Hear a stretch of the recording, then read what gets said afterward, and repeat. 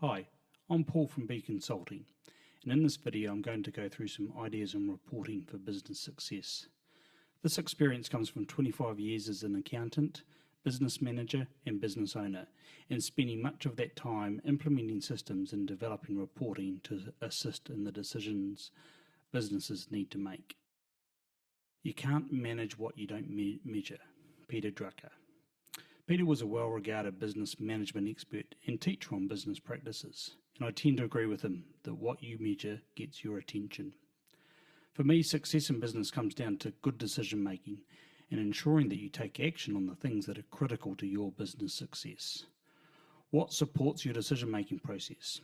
Your bank balance, some good financial reporting, which looks boring and probably is, and conversations around the workplace. Good decision-making should be based on reliable data and your instincts, especially when you have significant experience in your industry. As someone once told me, intuition favours a well-stocked mind, meaning that to make good gut decisions, the more information you have absorbed, the better your decisions will be. I'm a firm believer that business data, both financial and non-financial, when presented well, allows for better engagement, focus, and decision-making.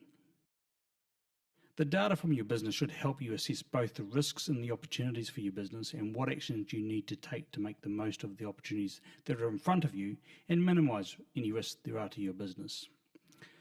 On this page is what is more useful, the table of figures or the graphs showing the trends, maybe a bit of both.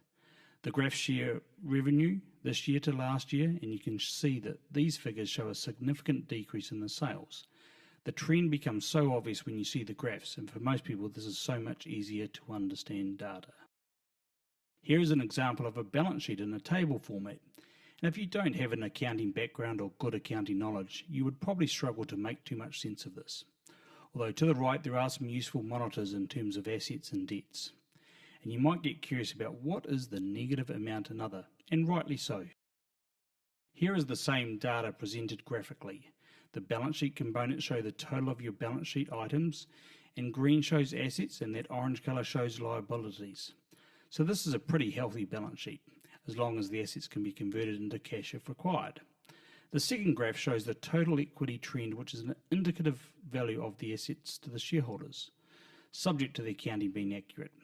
The third graph shows the level of assets that are able to be quickly turned into a cash, your liquidity monitor, so is a good indicator of the health of the cash flow of the business. Again, the trends in this data are obvious.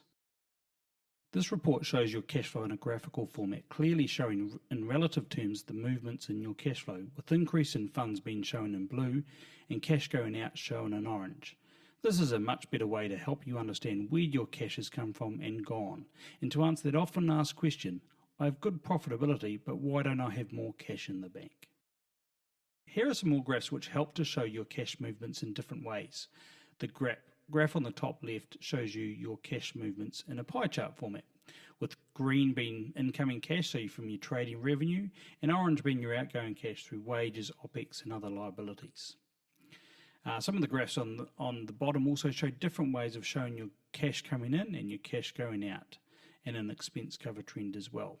And I really like the bottom right graph, which shows your cash balances, your movement, your minimum and maximum cash in the bank each month, and the wee dot is the cash balance as it was at the end of each month.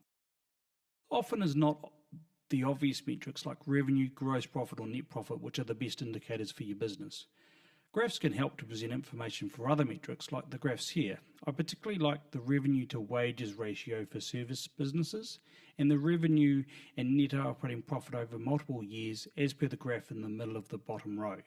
This can also demonstrate that growth in revenue can be less profitable. It is not always about volume.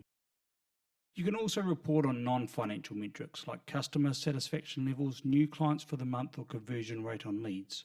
Or as in this example, you can bring through data from Google Analytics to present stats from your website showing traffic volumes, time on site and most popular pages, for example. When you start to combine your financial data with other easily collectible data, you can gain some great insights into your business. So if you're interested in what you see and want to know more, then please get in touch. Details are on the screen. Thank you.